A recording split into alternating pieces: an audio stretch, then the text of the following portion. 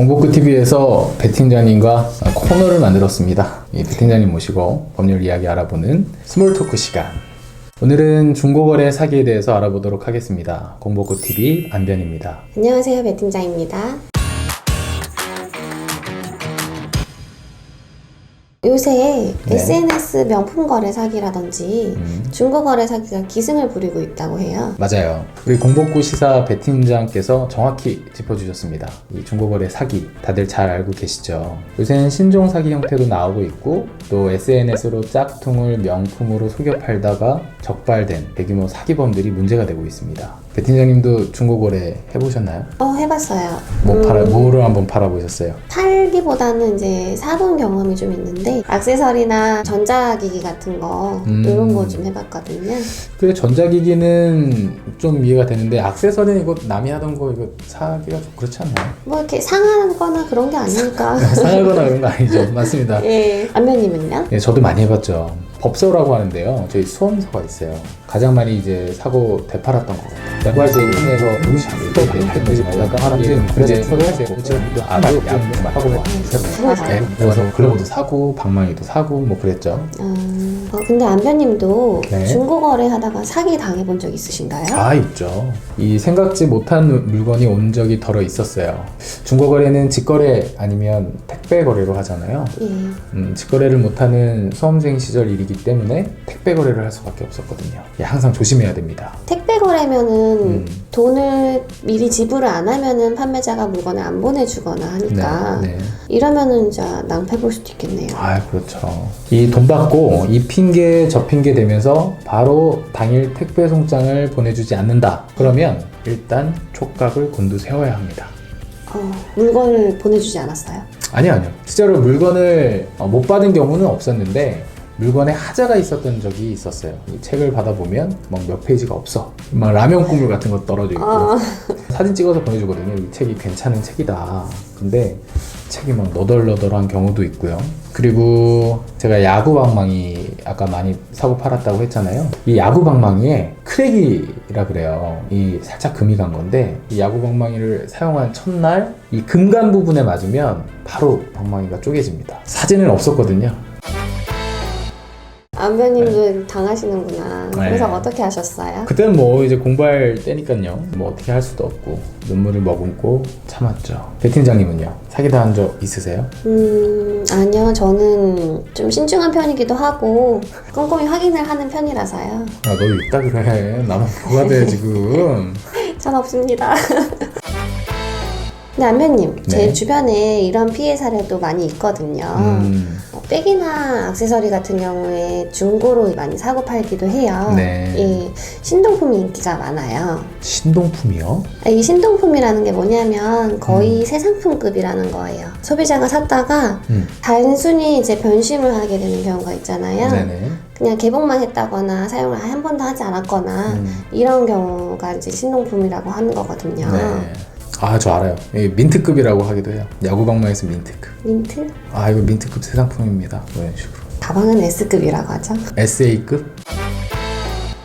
그런데 이제 막상 받아보면 가죽 퀄리티가 떨어져 있거나 기스가 좀 나 있거나 하는 경우도 있어요. 또 이게 진품이 아니라 짝퉁인 경우도. 짝퉁인 경우. 하면 이런 거래들 다 제가 되는 게 맞겠죠? 물론 사안에 따라 민감한 부분이긴 한데요. 기본적으로는 사기죄죠. 근데 미리미리 조심해야 됩니다. 그래서 전 중고 거래를 하면요. 예. 일단 명함을 문자로 보냅니다. 명함이요? 네. 변호사님 명함이요? 겁주시려는 거 아니시죠?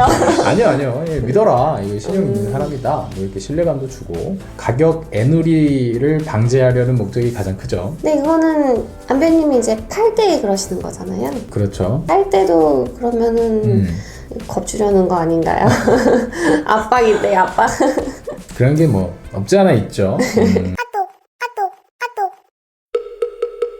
아니 근데 사기꾼이 이미 마음을 먹었는데 명함 같은 걸로 겁을 먹으면 사기를 칠까요? 배 팀장님 말씀이 맞습니다. 그래서 중고거래에서 사기를 당하지 않는 방법 한번 알아보도록 하겠습니다. 저 같은 경우에는 중고거래 사이트 있잖아요. 네. 예, 그런 데서 이제 미리 제품을 사기 전에 판매자 아이디를 클릭을 한번 해보고 거래 내역이 맞는지 봐요. 이전에 거래를 많이 했으면은 사기가 아닐 확률이 좀 있거든요. 그렇죠. 예. 그리고 여기에다가 아이디로 상세 보기나 쪽지 보내기를 클릭을 해보면 이메일 주소나 풀 아이디를 볼 수가 있거든요. 이제 그걸 가지고 포털에서 검색을 한번 해보는 거죠. 사기꾼이면 대부분 포털에서 뜨기 마련입니다. 그리고 요새는 더치트라는 앱도 있잖아요. 그렇죠. 네, 거기에 네. 전화번호나 통장번호 같은 거 입력해보면은 나오는 경우도 있어요. 네. 한 번만 사기를 치는 경우는 없거든요. 게시글 하나당 여러 명을 낚아서 사기를 치기 때문에 이렇게 신고가 되어 있기 마련이죠. 거래하면서 네. 그 사람이 과거 전력이 있는지 먼저 한번 보면 좋을 것 같은데요. 네, 이게 또 안전하기도 하고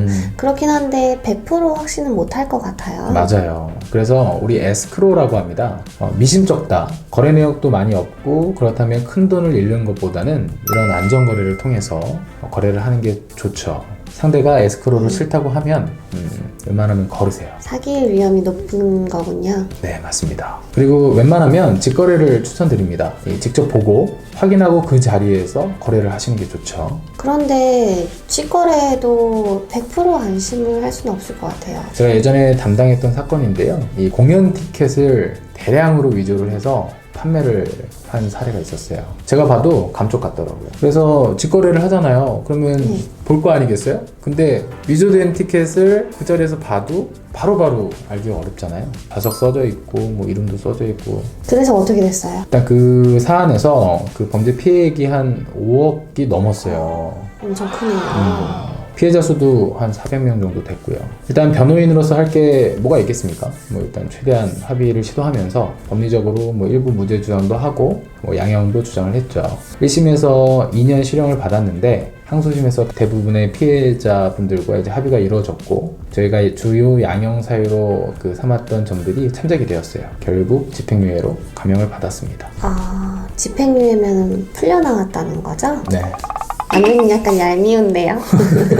뭐 물론 이 범죄를 저지른 분이야 당연히 이제 죄값을 치러야 되는 것이기 때문에 다만 이제 반성을 많이 했고요. 피해 회복이 상당 부분 이루어진 경우라 많은 부분 감형을 받을 수가 있었어요. 그래도 이제 방금 말씀드린 케이스는 드문 경우고요. 범죄 피해액이 큰 경우에는 처벌이 큽니다.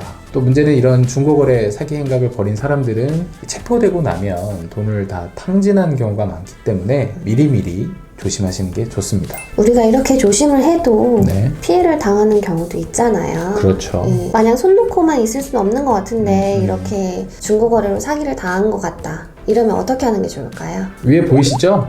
연락 주세요. 바로 해결해 드리겠습니다. 네. 근데 연락하기 어려운 상황도 있을 수 있잖아요. 네, 맞습니다. 근데 제가 이렇게 연락을 달라 이렇게 말씀드리는 이유가 중고거래가 기본적으로 계약인데요. 그 계약을 체결하는 과정에서 기망, 즉 속이는 행위가 존재한다는 거거든요. 그렇다면 그 계약의 내용 그리고 그 기망의 구체적인 내용 그리고 근거 자료가 있는지 이런 것들을 좀 알아야 정확한 솔루션을 드릴 수가 있어요. 그렇기 때문에 편히 알려드리니까 부담 가지지 말고 연락 주시고요. 다만 배 팀장님 말씀도 있고 하니 일반론적으로 한번 말씀을 드려볼게요. 일단 이런 중고거래 사기는 형사적으로는 사기죄에 해당하기 때문에 우리가 형사 고소를 하면 되고요. 민사소송은 불법 행위가 될 수도 혹은 계약 해지에 기한 매매대금 반환, 부당이득 반환이죠. 이걸 상황에 따라서 선택해서 하면 됩니다. 형사 배상명령 신청인가? 이것도 형사소송을 하면은 배상을 쪽에서 받을 수 있다고 들었어요. 맞습니다. 사기죄가 인정되면 배상명령 신청서라는 게 있어요.